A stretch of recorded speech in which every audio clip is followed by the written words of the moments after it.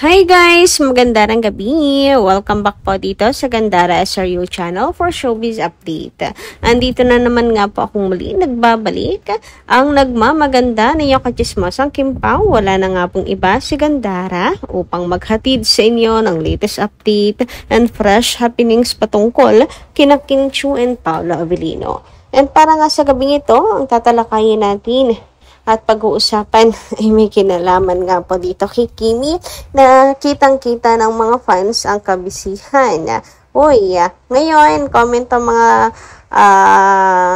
ng mga Kim Pao ay nagpapasundo kaya si Kimi kay Paolo. So, pag-usapan nga natin ang makulit na update nito. Pero bago pong lahat, sa mga di pa nakaka-subscribe sa ating channel, maaari lamang na pindutin po ninyo ang subscribe button at notification bell na nariyan sa baba para mag-updated po kayo at ma-notify tuwing may bago tayong chika at balita hinggil sa Kim Pao.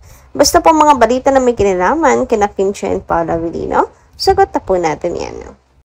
So, ayan, magbasa po muna tayo ng mga comment mula sa ating mga ka-Kim Pao bilang pasasalamat sa atin pong mga masusugit na taga-subaybay. So, first comment from Madam Helenita Catalasan, magandang gabi. And ayon po sa kanyang komento, good evening Gandara, thanks for the support about Kim Pao. Congrats my idol, most popular leading lady and grand winner. More bashers, more blessings. God bless Gandara and God bless Kim Pao. I don't care about the bashers, okay?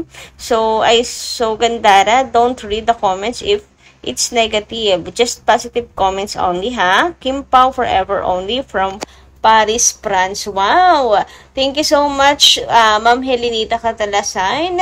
Watching daw po from Paris. So, shout out po sa inyo dyan sa Paris, France. 10 ng mga nakikinig ngayon na nasa Paris. At dahil nabanggit nyo na lang din po ang grand winner, so pag-usapan naman nga natin itong nakuha pong award ni Kim Chiu for most popular leading lady grand winner. Kim Chiu, ayan, sa the 3rd Gawa Dangal Filipino Awards 2025. And si Paolo Avellino naman po ang grand winner for most popular leading man. Congratulations, Kim Pao. And speaking of Kim Pao, bukod sa individual awards, may nakuha rin po sila as couple. Uy, as couple, as tandem.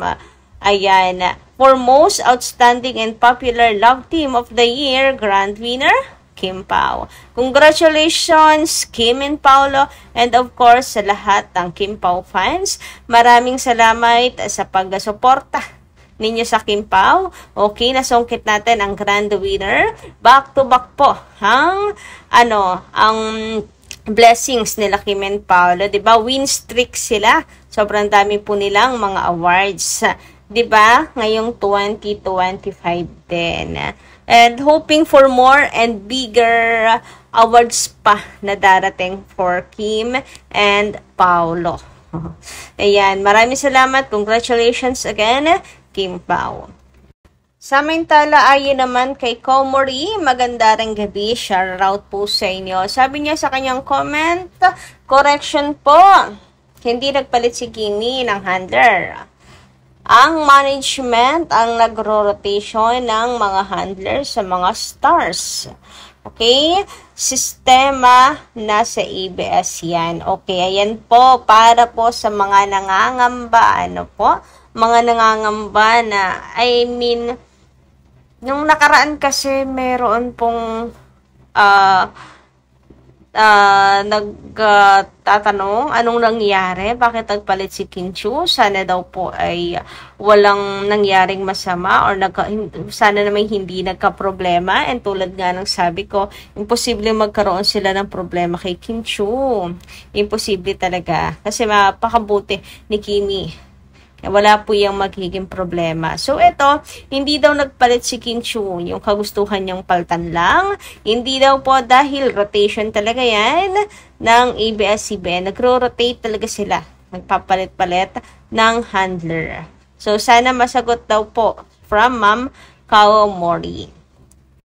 So, wag na kayong mangambaha, mga nadala na po ata, mga natroma po ata nung nakaraan na malungkot si Kim Chiu kasi nagkaroon ng problema kay Ate Lakam. So, ayun, sana maging okay na. Anyway, dumako naman nga po tayo dito sa bagong endorsement ni King Chu. So, sabi nga po rito thank you so much for today's Sisi Kimi at Chinita Princess. Congratulations on your new endorsement. Ayun, dami pa nakalagay dito sa baba. Hindi ko na mabasa guys to kasi sobrang liliit.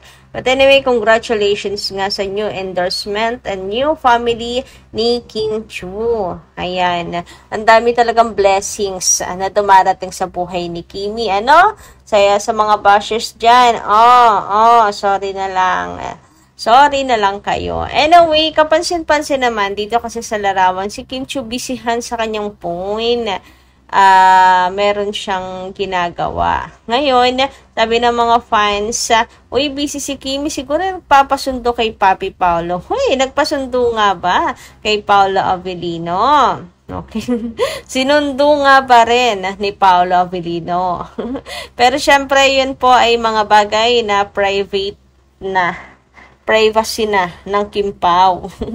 Pero ayun nga, ano lang naman, POV, dilulo lang din ng mga fans at the same time. Malay nyo naman, di ba, kasama na rin yung pag-update kay Paolo. Todo update kay Paolo yan. Oy, sino pa ba yung updatean niya ni Kimi? Pero palagay niya, The Who. Alam niya naman si Kim Chu, kaya kaya ang bilis din ni Kimi kapag may mga nang babash sa kanya, alam na alam din, kasi panay din nga siya sa kanyang phone. Anyway, ayan, ano na lang, isipin na lang po natin na nag-update siya kay Papi at nagpapasunto. Anyway, ayon naman sa komento ni Ma'am Remedios Ramos, shoutout po sa inyo at magandang gabi. Ayan, there's lakas makasa ng mga basher. Kung papatulan naman natin, walang mangyayari. Gusto nila lagi nasasaktan si Kim, pero okay lang. Alam naman natin na sobrang dami na ng mga naiinggit. Kaya, buhat ng magtambal sila ni Paolo, tinanggap ng mga tao yung tambalan nilang dalawa. Sobrang lakas sa kanilang chemistry, di ba? Ang hirap lang naman sa kanila kung kailan yung nabuo na yung tambalan ng Kim Pao, bigla naman silang magkaka-interest na makapartner kay Paolo. Ewan lang natin kung papasok or kung papatok yung pelikula kung sakaling matuloy. Halimbawa na lang natin yung pelikulang Elevator. Hindi naman yata nagtagal sa mga sinihan niya. Kaya kung ako kay Paolo, hindi ko na nanaisin pa na ipareha pa sa iba. Hindi rin lang siguradong papatok sa takilya, wag na lang. Alam mo, sa totoo lang, walang makakatumbas sa tambalan nilang dalawa. Kahit nasabihin na nila na may edad na yung dalawa. Ang isipin, sana ng mga bashers umabot sa edad na 35, proud pa rin tayong hindi lumaos na tulad ng iba. Di ba?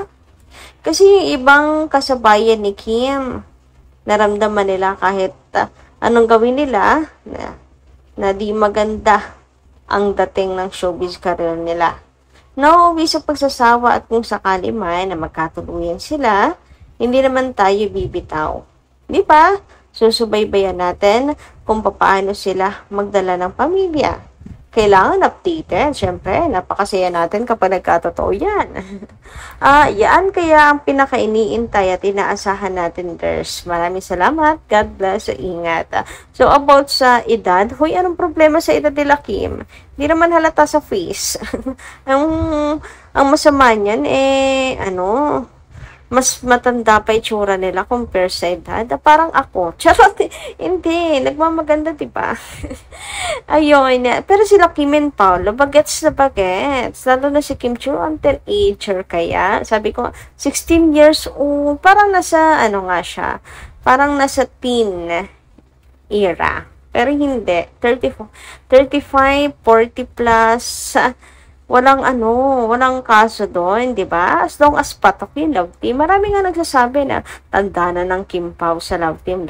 Pero talagang at sumakay pa rin sa kakornihan. Hindi na daw ibigay sa mga sa mga bagets pa na artist. Uy, bakit? Mabenta naman ang Kimpaw kahit ganun na, 'di ba? So, sorry na lang sila, kaya tama yung sinabi ninyo na at least umabot sila sa ganyang edad na talaga naman pong hindi nalaos katulad ni Kim Chiwoo, na mula nung pumasok hanggang ngayon talaga pong namamayagpag. Anyway, hanggang dito lang po muna guys sa ating update. Maraming salamat po sa inyong pakikinig. Kita-kits po muli sa mga susunod nating chika. Maraming pong salamat.